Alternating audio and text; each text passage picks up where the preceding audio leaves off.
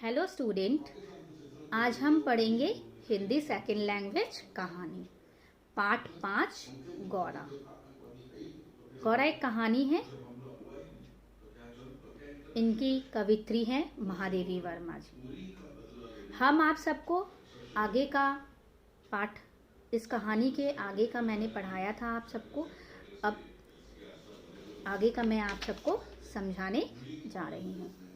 चलिए स्टार्ट करते हैं। पर अब समस्या थी तो दुग्ध दोहने की। घर के नौकरों को दूध दोहना नहीं आता था, मतलब गाय के दूध निकालना नौकरों को नहीं आता था। और जिनको थोड़ा बहुत ज्ञान था और जिसको थोड़ा बहुत पता भी था, वे घंटों लगा देते थे दूध निकालने में। गौरा के आने से पहले जो ग्वाला हमारे यहाँ दूध देता था, उसको बुलाकर हमने इस समस्या का समाधान पा लिया। ठीक है, पहले जब गौरा नहीं थी जो दूध देने आते थे, ग्वाला किसे कहते हैं, जो हम लोग को दूध देता हो। तो जो पहले ये कवित्री की बहन के घर देने आता था दूध, तो उसे बुलाया गया। जब उसे बुलाया गया तो वो इस समस्या का समाधान निकाल दिया।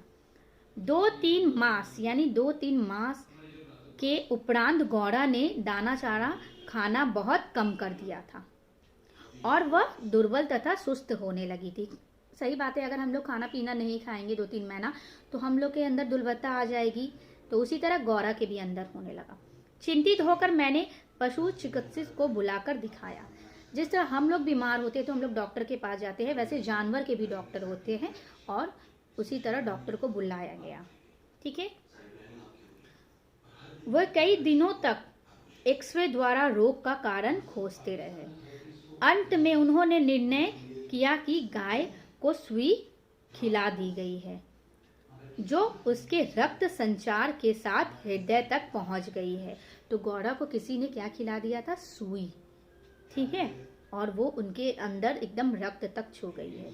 ठीक है, उसकी मृत्यु निश्चित है। डॉक्टर ने क्या कहा कि गौरा की मृत्यु निश्चित है।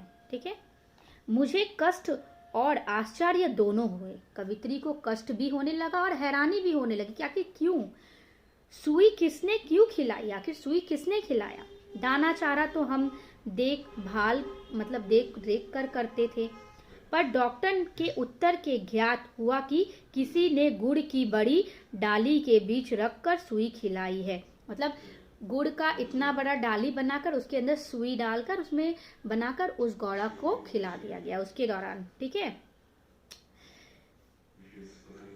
जो सीधी गले से नीचे उतरकर हृदय में पहुंच जाती। सीधे गला तक, वो तो खाते हैं गाय, तो गला में जाकर सीधे हृदय तक चला जाता। अंत में एक ऐसा कठोर सत्य मेरे सामने आया जिसकी कल्पना भी मेरे लिए संभव नहीं। ऐसा एक आया कवित्री के सामने। प्राय कुछ ग्वाले ऐसे घरों में जहां उनके अधिक दूध लिया जाता था, गाय का आना गाय का आना सह नहीं पाते, क्योंकि उनकी आय का साधन बंद हो जाता है। उन्होंने ग्वाला को जो उन्होंने बुलाया था उसने ही कुछ किया था, तो वो लोग सहन नहीं कर पाते हैं। और सही बात है, अगर हम लोग गाय रखेंगे, हम लोग खुद दूध दोहने लगेंगे तो ग्वाला से हम लोग ले नहीं पाएंगे, तो उन लोग को क्या होगा, उन लोग की इनकम नहीं हो पाएगी। ठीक है, अवसर मिलते ही वे गुड़ के सुई लपेट कर उसे खिलाकर उसकी मृत्यु निश्चित कर देते हैं, उसे मारने के लिए। गाय के मर जाने पर उन घरों में वे पूर्ण दूध देने लगते हैं। गाय मर जाएंगे तो अब वो ऑब्वियसली दूध देने लगेंगे। सुई की बात ज्ञात होते ही ग्वाला गायब हो गया।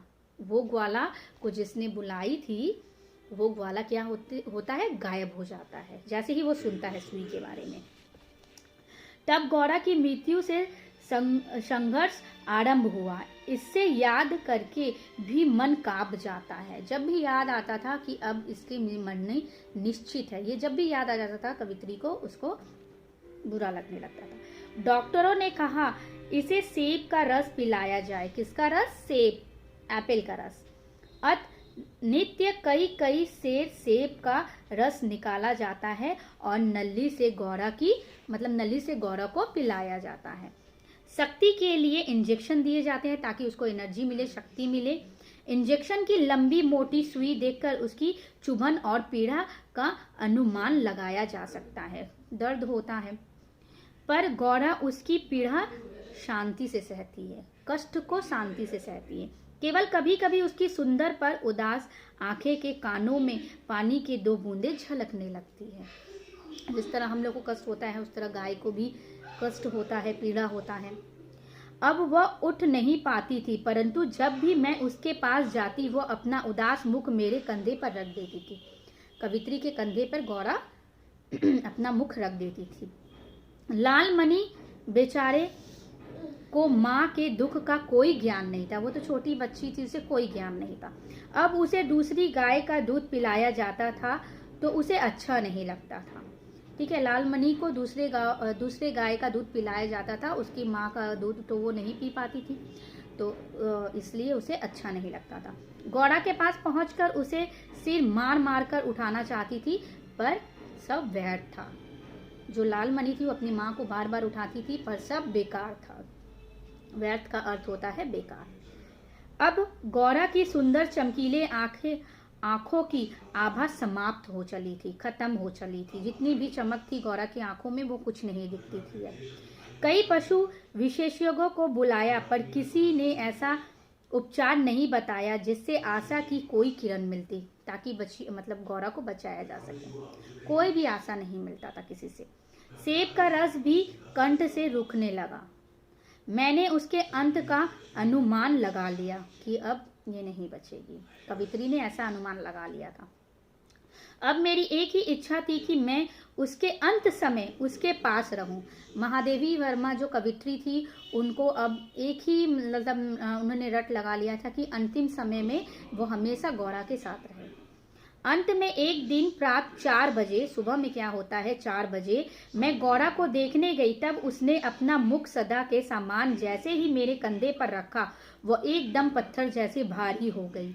वो एक दिन सुबह जैसे ही कवित्री गौरा के पास जाती है सुबह 4 बजे और वो उसे देखती है, मतलब वो उसके कवित्री के कंधे पर गौरा अपना सिर रखती है, मानो जैसे वो पत्थर जैसे भारी हो गई। मेरी बाह पर से सरक कर धरती पर आ गई। कंधे से गिरते हुए गौरा धरती पर आ गई। शायद सुई ने हृदय को बेंध कर बंद कर दिया।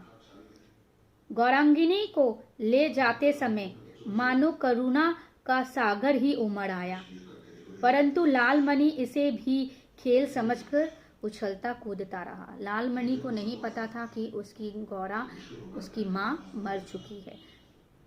मेरे मन में केवल एक आवाज गूंजती रही, कवित्री के मन में एक ही आवाज गूंजती रही, आहा मेरा गोपाल देश।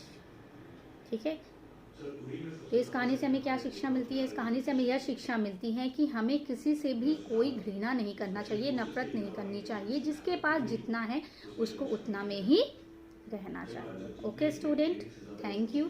इस चैप्टर का मैं आप लोगों को क्वेश्चन आंसर्स नेक्स्ट वीडियो में अपलोड कर दूंगी।